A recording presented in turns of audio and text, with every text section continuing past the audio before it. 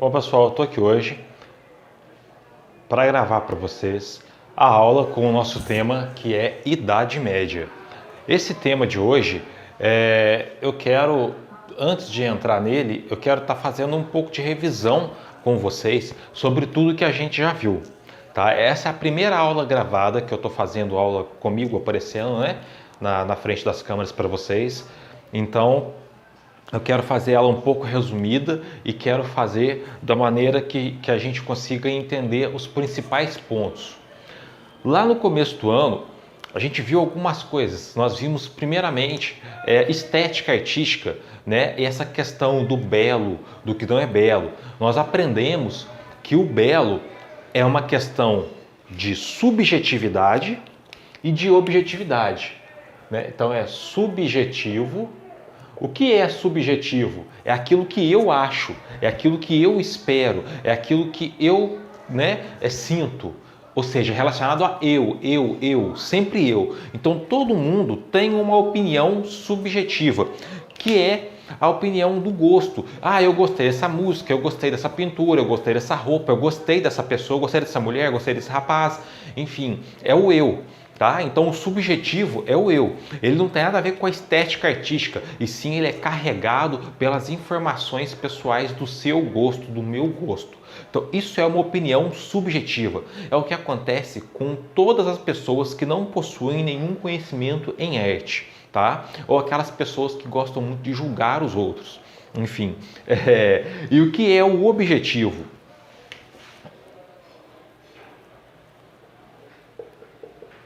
O objetivo tem a ver com ciência, tem a ver com estética, tem a ver com detalhes, tem a ver com provas que não tem nada a ver com o que eu acho, com o que você acha ou com o que nós achamos, que são as pessoas que possuem conhecimento de estética artística, seja em qualquer área, seja até um médico quando vai fazer o botox lá, por exemplo, o médico ou o dentista, ou o cirurgião plástico que vai corrigir alguma coisa, todos eles têm a noção de estética, o arquiteto, tá? O artista no geral, seja músico, bailarino, pintor, fotógrafo.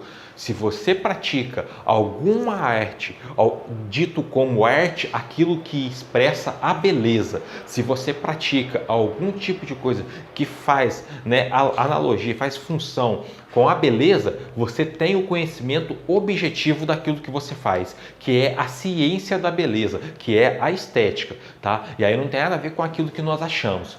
Então, nós vimos essas questões de estética, de objetividade, na questão de prédios, no rosto, que a gente deu exemplo em rosto, em corpos, em época, e é lógico que a estética ela é carregada dos conceitos da época. Então, se a gente vai estudar arte medieval, a gente vai estudar a estética medieval. Se nós vamos estudar arte contemporânea, nós vamos estudar estética contemporânea, tá? Então, se a gente vai estudar arte moderna, é estética moderna, arte pré-histórica, a estética pré-histórica, que é carregado com que aquele pessoal, aquele povo viveu. Tá? Então, esse é um detalhe extremamente importante, está na hora de julgar. Então, nós não devemos fazer um julgamento em nada, nós que temos esse conhecimento prévio. Então, eu vou ali numa festa e tem uma molecada ouvindo um funk requebrando até o chão. Então, você vai primeiro julgar os valores estéticos daquilo e depois você vai procurar o que aquela molecada que está ouvindo aquele funk viveu, vivenciou para estar ouvindo aquilo. Quais são as oportunidades que eles tiveram, etc. Entra numa questão sociológica também. Tá joia? Então, essa é um pouco da revisão que nós estamos fazendo. Então, o primeiro assunto que nós falamos aí foi essa questão da estética, tá? Estética, as chaves, ou eu chamei na época, que não é uma fala minha, tá? É uma fala de um dos livros que eu já li sobre história da arte, que é as chaves para enxergar o fazer artístico e poder julgar. Então, quando nós somos chamados para ser juízes, para julgar festivais de música, de dança, de pintura, festival de inglês na escola, a gente tem que ter essa visão estética. É claro, o nosso gosto também, mas principalmente ao objetivo, tá? E deixar um pouco de lado o subjetivo, tá?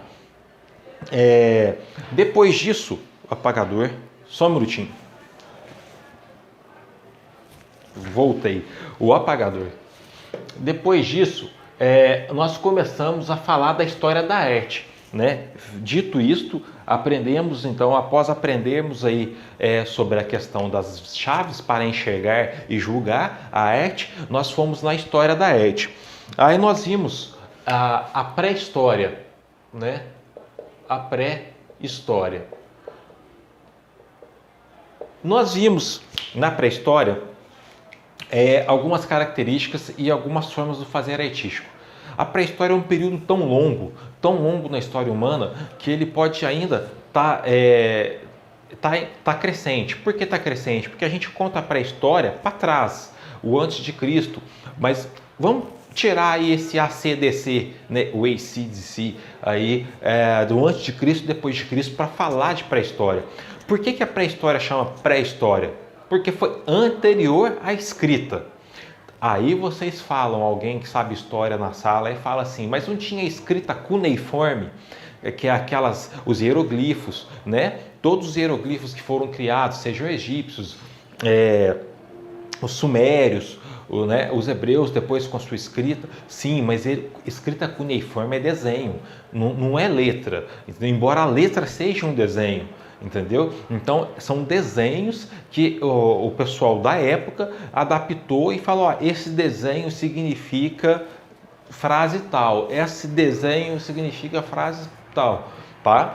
Então, isso é que tem a ver a questão da escrita cuneiforme, por isso que ela não é considerada a esse período, ainda, embora seja já próximo, saindo da pré-história, passando para a história, ainda não é considerado escrita assim, desse sentido, tá? E a arte pré-histórica? Por que eu disse que ela é um período tão longo, não só a arte, o período pré-histórico, que ele pode estar em crescente? Porque a gente conta para trás. À medida que nós, os cientistas de hoje, vão descobrindo que, né, tipo, por enquanto 70 mil a.C., aí descobre que teve uma civilização a 80 mil a.C., lá para trás, e essa civilização registrou de alguma maneira a sua civilização. Então a pré-história continua crescendo. Então, se a gente falar que tinha seres humanos há 150 mil a.C. e comprovar e achar provas de que eles deixaram algo para nós, a pré-história continua a crescer, entendeu? Agora, o que esse pessoal da pré-história fazia de arte? Nós vimos que eles retratavam o seu dia a dia. Então, eles geralmente não retratavam o ser humano, nós, eu, você, a beleza, não tinha esse conceito ainda, não tinha essa ideia. Eles retratavam informações, eu passei na sala de aula presencial, desenhos sobre aqui tinha lavoura, aqui tinha rio, aqui a caça era abundante, aqui tinha povos hostis, né? Vamos para os norte, só que sem ser sentido de norte, vamos para tal lugar, uma seta apontando para tal lugar, que lá tinha uma maneira melhor de a gente se viver, né? Então, para quem passasse ali e visse aquelas paredes pintadas, as pinturas rupestres, que são as pinturas na parede, né, das cavernas ou de rochas, teriam aquela informação, né, informação de que aquele local é um local sagrado, que fizeram rituais ali, que teve uma luta, que teve um embate, um combate, enfim. Então, a arte pré-histórica, ela era utilitária. O que é utilitária? Para o dia a dia, criava um vaso, criava uma ferramenta para que eu pudesse facilitar a minha vida. Isso é arte utilitária, né? É para facilitar o dia a dia. E ela também era uma arte mítica. Por que uma arte mítica? Ela cultuava os deuses da época, que são os deuses naturais. Existe uma escultura extremamente famosa chamada...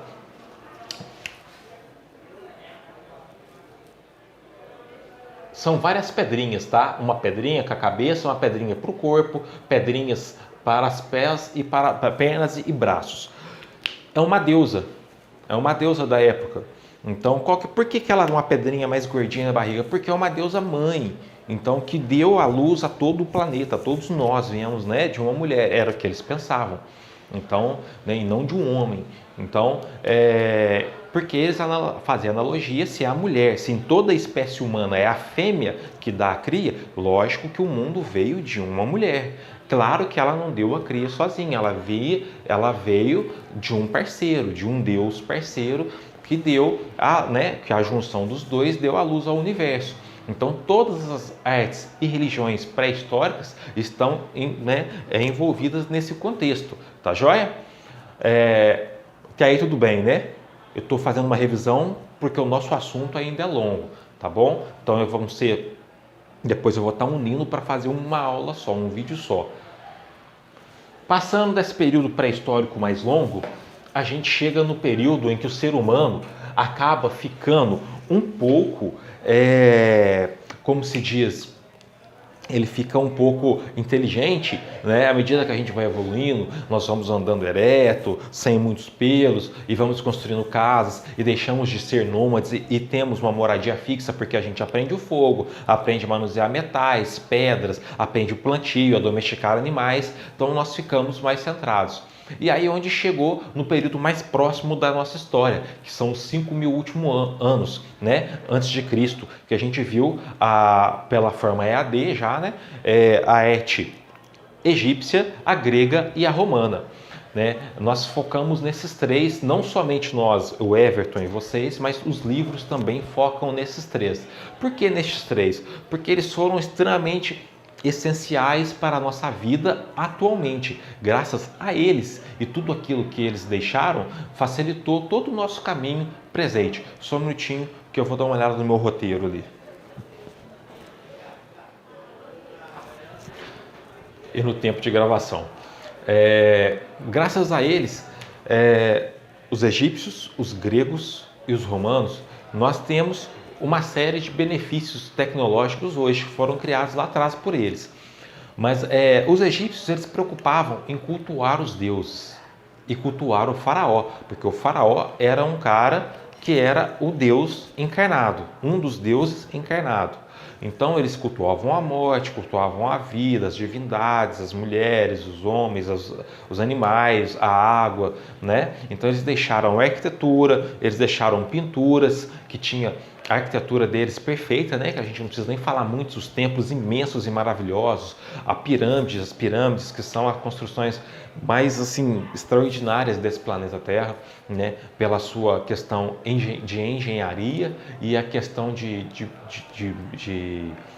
maquinário, que é material, seja humano ou não, para construir, para carregar aquelas toneladas de pedras e empilhá-las uma em cima da outra numa maneira que nenhum fio de cabelo passasse entre elas. A pintura, a frontalidade, né? O corpo assim, mas o rosto lateral, o corpo frontal, mas o rosto assim.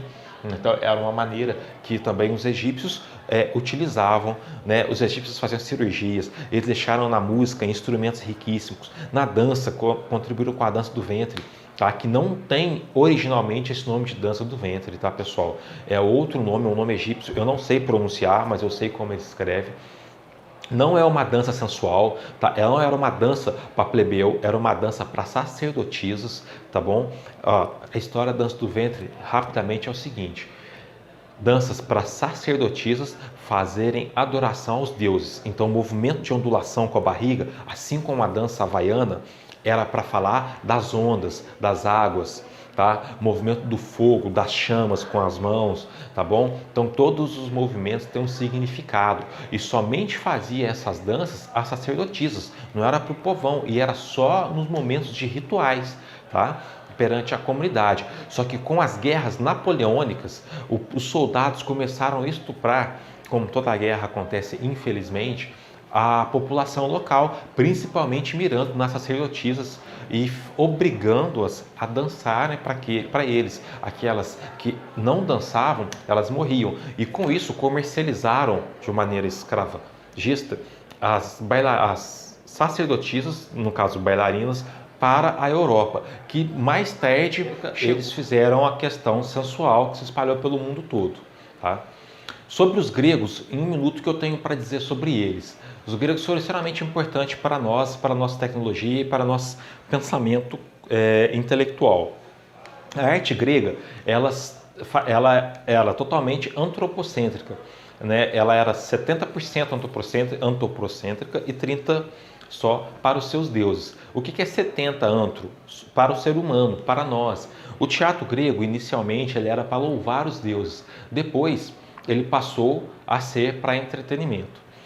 As danças gregas, inicialmente, elas eram para louvar os deuses, depois elas passaram a ser entretenimento. Parênteses, mesmo as danças gregas para louvar os deuses e o teatro eram ainda pensando no ser humano, porque tinham bebidas, tinham comidas e outras formas de diversão humana. Então, se você estava louvando os deuses, mas também estava louvando, de certa forma, a carne. Por que isso acontecia? Porque eles eram seres blasfêmeros? Não, é porque os deuses para os gregos e para todos os povos pré-históricos, na grande maioria, eles eram semelhantes aos humanos, ou os humanos semelhantes aos deuses. Então, se nós somos a imagem semelhante, nós bebemos, nós comemos, eles imaginavam que eles também bebiam, eles comiam, então eles se apaixonavam, entendeu? Então era por isso que a arte era meio que ligada entre homem e deuses, assim, em termos de ser semelhante, tá bom? Não é que eles eram confusos ou não sabiam o que fazer, não. Então, nesse ponto, a arte foi bem interessante. Eles cultuavam bastante o corpo humano, né? Tinham muitas esculturas, temos muitas de homens, de mulheres. Foram os primeiros a fazerem um homem nu, né? E colocaram como estética de que estátuas ou o que viesse do homem, o homem, né, o masculino nu, deveria ser da maneira que eles fizeram, que foi o que ficou menos agressivo para a nossa visão, realmente. E a questão das formas na escultura, na pintura, né, na tecelagem, na vestimenta, era tudo ligado ao seu dia a dia. Os gregos não fizeram tanta arte para ser utensílio, não, tá? Eles fizeram artes como arte. Uma coisa legal de se fazer hoje, para a gente comparar como se fosse ali a arte grega, os vasos, vocês viram na última atividade, na última aula, que eles eram de uma cor e pintava as figuras em outra, ou deixava-se de pintar, pintava todo o vaso de uma cor nova e só deixava de pintar um momento ali que você queria deixar para o vaso. Imagine que essa parede aqui é um vaso. Você mande uma criança, ou você mesmo, se tiver aí com espírito de diversão, encostar na parede e fazer uma forma, a forma que quiser, ficar bem encostadinho na parede.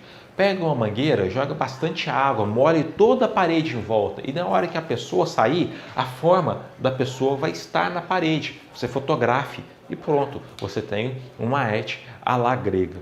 Tá? É uma experiência bem legal de se fazer no verão ou nos dias quentes. Tá bom? Sobre os romanos, o que a arte romana fez? A arte romana, ela tem dois aspectos. O primeiro, os romanos eles eram bélicos e eles eram carnais. O que eu estou falando disso? Falando que eles eram voltados para o ser humano, para eles mesmos. E o que eles eram bélicos? Eles eram um povo militar. Então o romano viveu de conquistas, certo? O Império Romano ele viveu e sobreviveu e se lambuzou de conquistas.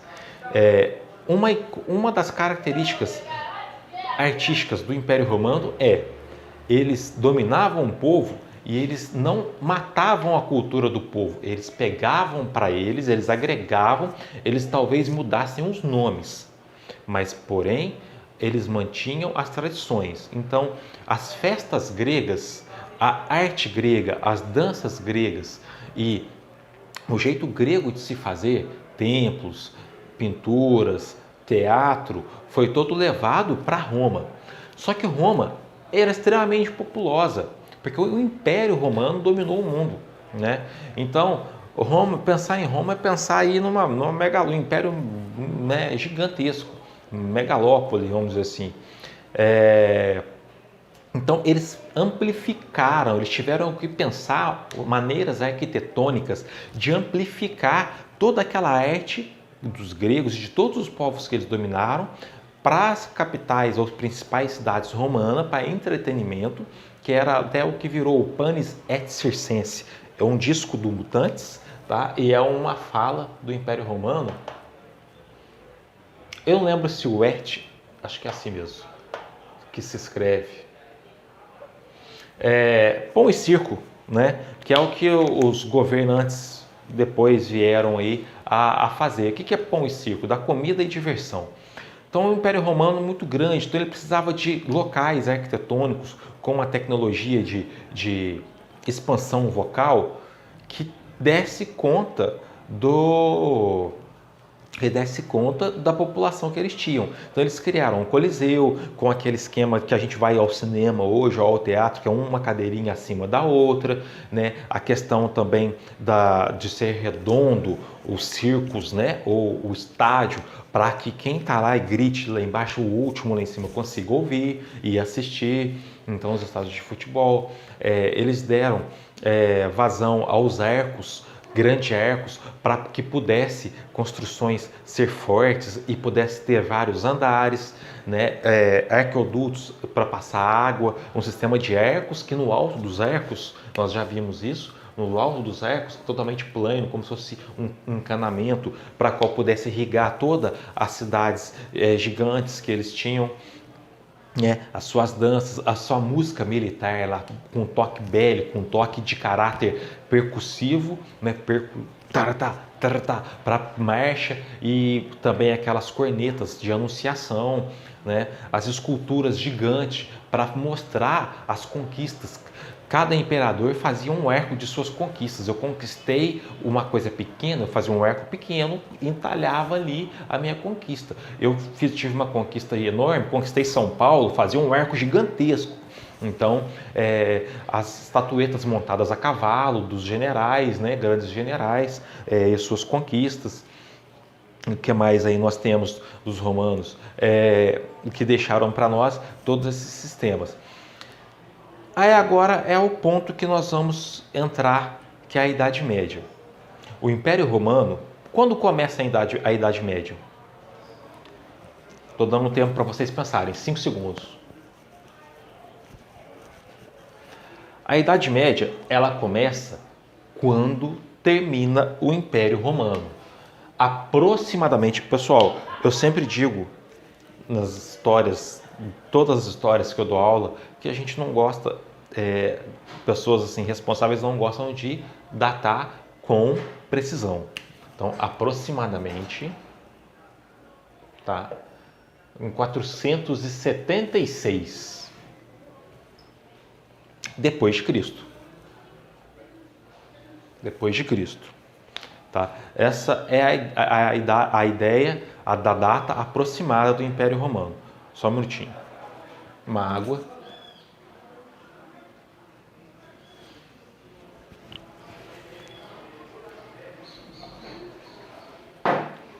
Essa é a data aproximada do início da Idade Média. A Idade Média, o que acontece com a Idade Média? O Império Romano, ele dominava. Zerou, Cristo nasceu, né? Então já estamos depois de Cristo, 2, 3, 4, Império Romano, dominando tudo. O Império Romano ficou tão grande e teve tantas divisões que começou a enfraquecer. Os povos bárbaros começaram a ficar mais espertos e evoluíram na maneira de vencer o Império Romano. Diversos povos bárbaros venceram o Império Romano. Uma dica legal aí, é uma curiosidade, que o primeiro povo bárbaro a vencer o Império Romano foram os africanos, tá? Foi um rei africano que fez exatamente a mesma estratégia de cerco que o Império Romano fazia com todos os povos bárbaros. Então os generais ficaram doidos, os romanos, com ele, e demoraram 50 anos para vencer o exército dele, quando ele já estava no fim da sua vida. Tá? 50 anos de batalha demoraram mais ou menos 30 anos para vencer eles, em 20 eles dominavam. Então o primeiro povo bárbaro a vencer o Império Romano foram os africanos. Depois foram os germanos, os celtas tiveram, os vikings, todos eles tiveram ali a sua parcela de vitória. Tá? Então o Império Romano começou a se decair. O Império Romano foi o principal responsável por disseminar a religião judaico-cristã no mundo e criar então a religião, disseminar mesmo, né? Não criar, porque um imperador se converteu. Então o que eu disse há uns minutos atrás? Que o Império Romano, ele não matava a cultura de quem ele pegava, ele agregava, só mudava as datas, só mudavam os nomes e mantinham-se as datas. Então, a arte é a mesma coisa. Neste momento, a arte do mundo, ela estava baseada na perdição que o Império Romano levou, que era uma arte para a carne, para o homem, né? Então, a partir do momento que o Império Romano transforma-se em cristão e a sua queda começa a ter vários reis, vários reinos e reis descentralizados por toda a Europa, a igreja começou a nominar, né, a nomear o rei, a ser responsável pela nomeação do rei, né? Então, ela também começou a ter poder. E a partir daí surgiu, então, com o fim do Império Romano, o período que a gente chama de Idade Média, que durou aproximadamente uns quase 1000 anos. Ou seja, a dominação, uma nova estrutura. Com a queda do Império Romano, os povos bárbaros dominaram vários locais na Europa. E aí, o modo de viver deles, com o modo de vida dos reis, quem tinha dinheiro ficou mais rico ainda. E quem era pobre ficou mais pobre. Deu origem ao sistema do feudalismo. Tá? Então, por que eu estou passando essa questão histórica? Para que vocês entendam o contexto da arte. Então, o pobre ficou pobre pra caramba, o rico ficou rico pra caramba. Só que uma questão de mediar para salvar daquela loucura que veio o Império Romano, daquela perdição que era, de certa forma, sim, uma perdição, não tinha regras, não tinha nada. Então, a Igreja Católica, com o Papa, né, ela veio para fazer aí a questão de ligar, de tirar o ser humano do patamar que ele estava e levar ele para um patamar menos pecatório, né, menos pecador. Então, assim nasce a Idade Média, forjada em feudalismo e dominação cristã. Essa dominação cristã, ela vem de medo. Então, vocês vão ver a arte. E o feudalismo, ele vem de pobreza. Eu tenho que servir ao meu senhor muito bem, porque o meu senhor, vendo que eu estou servindo o bem, ele vai me dar comida, terras e água. Certo? Beleza? Então, entramos na Idade Média, 400, tá? 76 foi a queda do Império Romano. Então, desse período para frente, a gente já está na Idade Média. A arte da Idade Média, então, ela é baseada em duas coisas. Em aproximar, a arte medieval, ela tinha o intuito de aproximar as pessoas da religiosidade. Entendeu?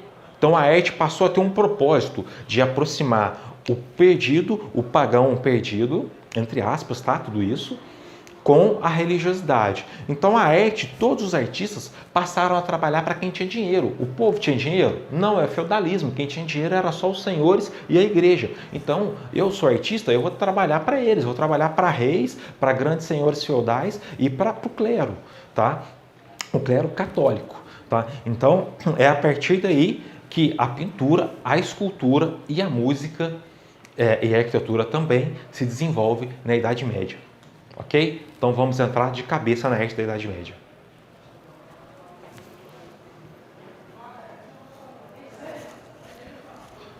Entramos de vez então na Idade Média. A Idade Média é um período marcado por diversos acontecimentos na Europa, né, como um todo. Período em que a peste negra assolou, ou seja, doenças, período em que invasores bárbaros castigaram a Europa. Os principais invasores bárbaros que castigaram a Europa são os vikings. Diga-se de passagem que vikings são os habitantes do norte da Europa, da Noruega, da Suécia, depois colonizaram a Islândia, a Dinamarca, a Finlândia. Existem os vikings, os godos da Rússia, tá? Que também entraram depois na Europa.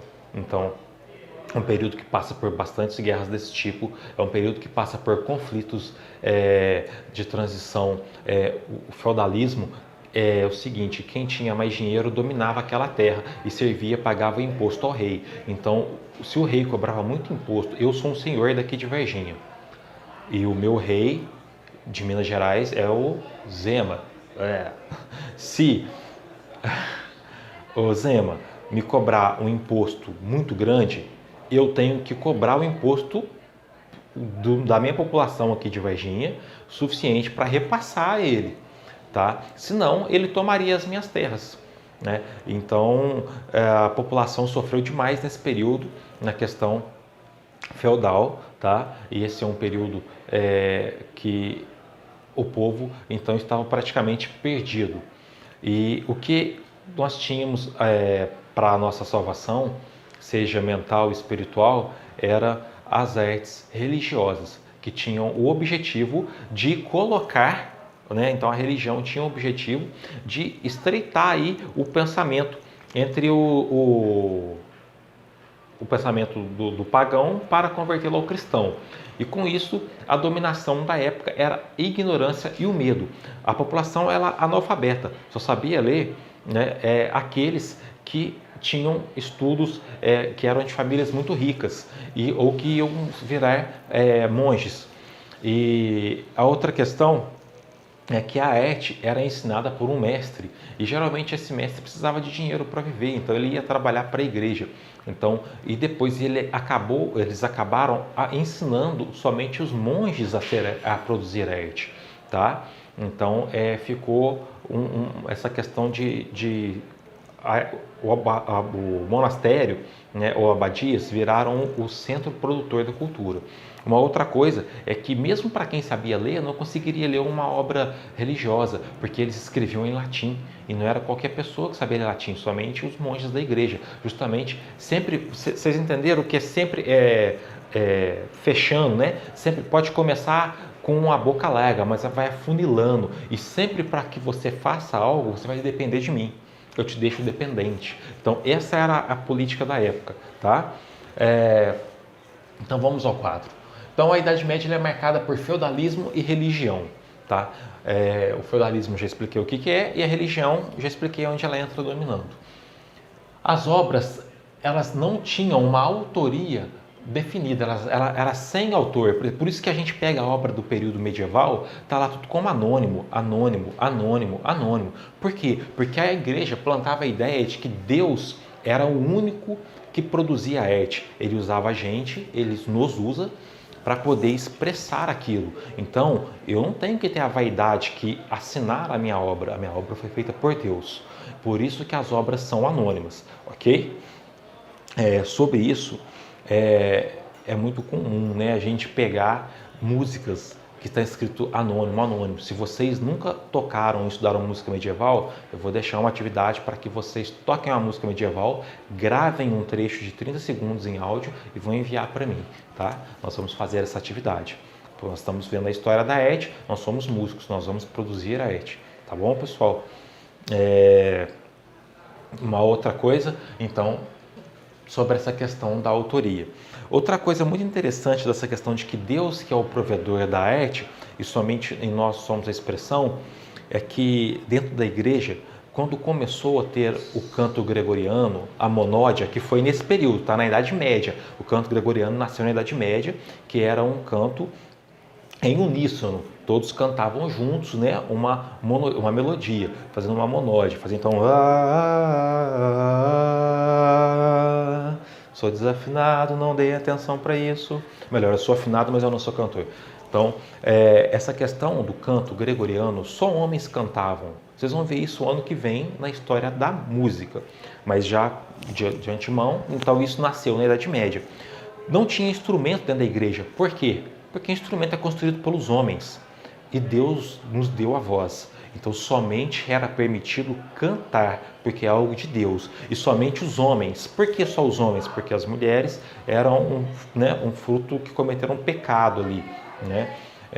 De acordo com a mitologia judaico-cristã. Então, somente os homens cantavam dentro da igreja, por isso canto gregoriano por os homens. Isso vai perdurar até o período barroco, mas a gente vai ver isso na hora que chegarmos no período barroco e mais atalhado em história da música ano que vem, tá bom? Os monastérios, como eu já disse, e as abadias são os principais meios de produção cultural, porque, como eu já disse, os monges foram os principais detentores da cultura.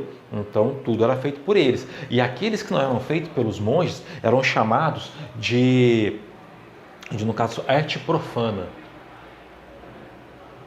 Arte profana. Não significa que os caras eram faziam um funk proibidão, tá? Ou que os caras falavam de putaria, ou os caras falavam qualquer outra coisa. Só significava que eu, Everton, estou aqui no auge do período da Idade Média, 1100, na Idade Média. Eu sou um compositor, tá? Produzo músicas aqui, mas nenhuma delas é religiosa. O objetivo das minhas músicas não é falar com Deus, é falar com os homens. E eu não sou monge, então a minha arte é profana. Eu vou ser caçado pela Inquisição, né? E vou ser morto. Então eu começo então a fugir, viajando de cidade em cidade para fazer a minha turnê e ganhar o meu pão. Ou eu não assino nenhuma obra minha. Fico na minha cidade, mas eu não assino nenhuma obra. Porém, eu vendo as minhas obras para quem quer música profana, que é o pessoal das tavernas, tá bom? Na Idade Média, a gente sai também daquele lance da Grécia que eu falei que era o antropocentrismo, que era o homem no centro do universo, e vem para Deus. Então, Deus é o centro do universo. Tudo é para Deus. Nada para os homens. Tudo, 100%, tudo é para Deus. Então, esse é o pensamento medieval. E se você se afasta de Deus, aí é onde você vai sofrer as penalidades, que no caso na época era a Inquisição. A gente não vai entrar nisso, nesse mérito, né? Nosso mérito é a arte. Então, as pinturas retratam passagens bíblicas, as esculturas retratam passagens bíblicas, as músicas falam de passagens bíblicas, ok? Então, as esculturas, então, como eu já disse, né? E a arquitetura é um caso que eu vou falar à parte aqui no próximo item. Tá? Então, o que é o teocentrismo? É Deus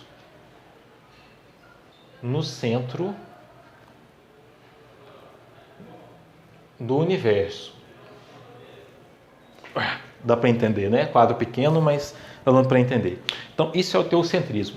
Pessoal, próxima característica do Império Romano, a próxima característica da Idade Média são arte românica e arte gótica. A Idade Média, então, nós já sabemos que ela é totalmente teocêntrica, tudo é para Deus. Então, nesse tudo para Deus, se separa, nós temos duas grandes vertentes de arte. A Idade Média é um período grande que ela tem a Baixa Idade Média, a Média Idade Média e a Alta Idade Média.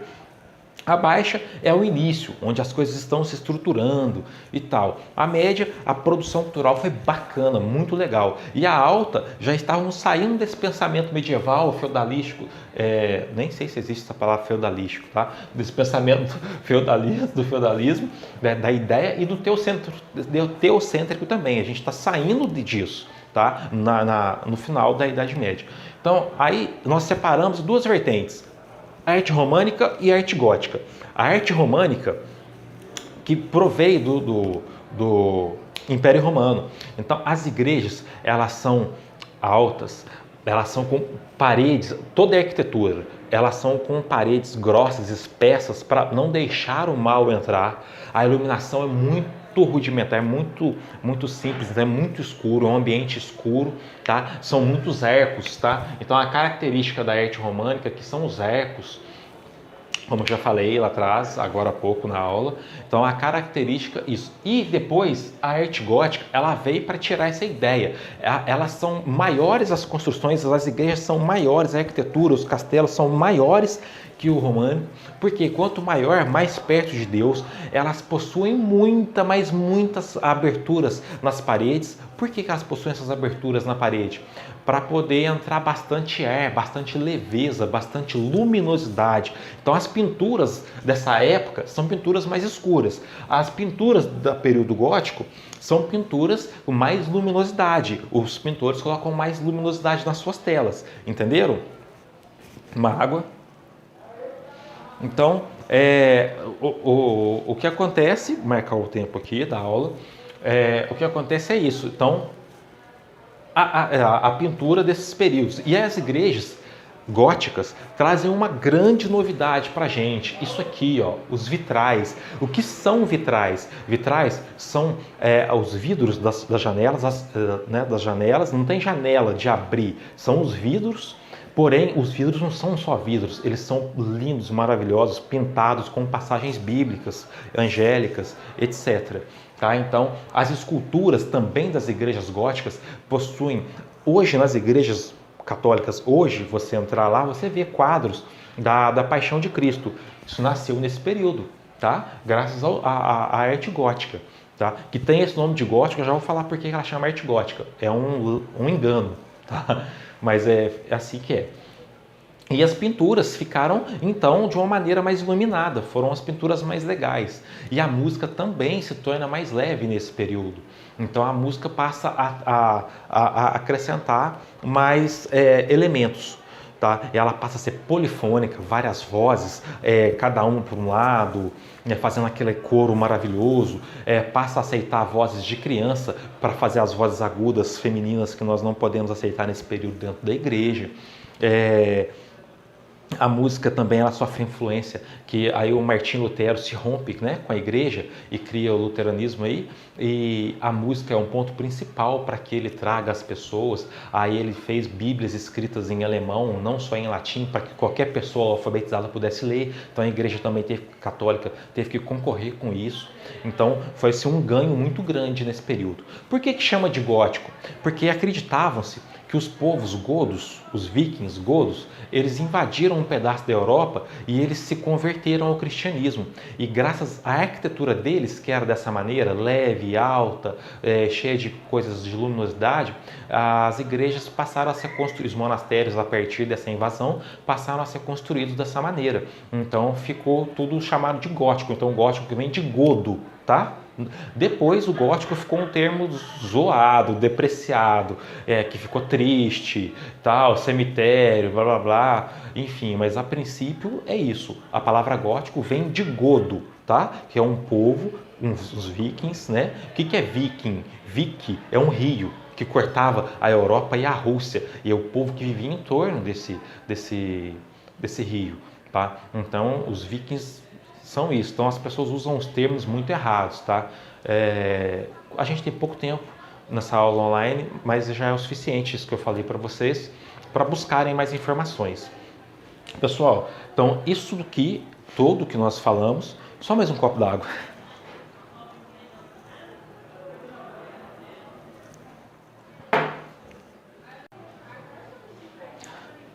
Então, pessoal, para finalizar, espero que vocês tenham gostado bastante aí dessa aula que eu dei para vocês. Façam as anotações, eu vou passar as atividades por escrito que vocês vão fazer pesquisa, vocês vão tocar música nesse momento, tocar música, vocês vão colorir, tá bom? E o resumo tá tudo aqui no quadro, tá? Então, características são essas, divide em românico e gótico. É o período, eu espero ter dado para vocês um pouco mais de conhecimento e dado um pouco mais de luz à ciência, levado a ciência de vocês, tá bom? Muito obrigado e espero que gostem. Dúvidas, só me